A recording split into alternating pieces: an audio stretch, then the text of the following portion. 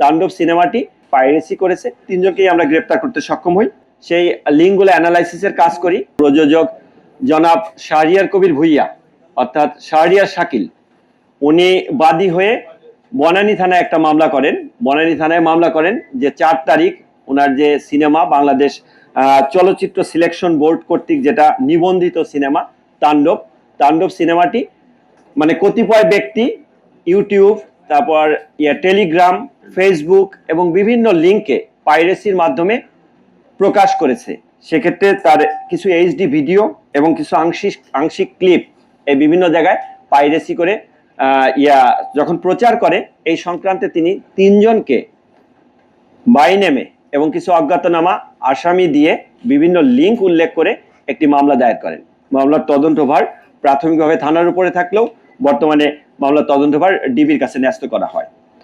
তা এটার পরপরই আমরা যখন কার্যক্রম শুরু করি, কার্যক্রমের পরে আমরা যে এজাহার নামীয় 3 জন আসামি, 3 জনকেই আমরা গ্রেপ্তার করতে সক্ষম হই। যে 3 জন হচ্ছে টিপু সুলতান, সাদি সাদ ওরফে সাগর, যিনি সিনেটিক অনলাইন পোর্টালের মালিক, এবং আরেকজন সাজেতুল ইসলাম। এই 3 জনকে গ্রেপ্তার করি। পাশাপাশি আমরা যে লিঙ্কগুলো আছে সেই লিঙ্কগুলো অ্যানালাইসিসের কাজ করি, যে লিঙ্কে কোন কোন লিঙ্কে সেটা প্রকাশ হয়েছে। মূলত আমরা এখানে দেখি টেলিগ্রাম, একটা টেলিগ্রাম চ্যানেলের মাধ্যমে এটা প্রথম প্রকাশ পায়, এবং সেটির মূলত কে কন্ট্রোল করে বা কারা করে সেটার ব্যাপারে আমরা আমাদের যে ডেডিকেটেড টিম আছে ডিবি সাইবার ইউনিট কাজ করছে। আমরা আশাবাদী যে যে চ্যানেলগুলো থেকে এটা প্রকাশ হয়েছে, পাইরেসি করেছে, সেই চ্যানেলগুলোর মূল হোতাকে এবং কে কন্ট্রোল করে সেগুলো আমরা বের করতে পারবো, এবং এর সাথে অন্য যারা সংশ্লিষ্ট আছে তাদেরকেও আমরা আইনের আওতায় আনতে পারবো। ধন্যবাদ। পাইরেসিটা বললাম যে প্রথমে মূলত যেটা যে একটা টেলিগ্রাম চ্যানেলের মাধ্যমে সেটা পাওয়া যায়। তা এটার ক্ষেত্রে আমরা তো কেবল আসামি এনেছি, তা আপাতত জিজ্ঞাসাবাদ চলছে।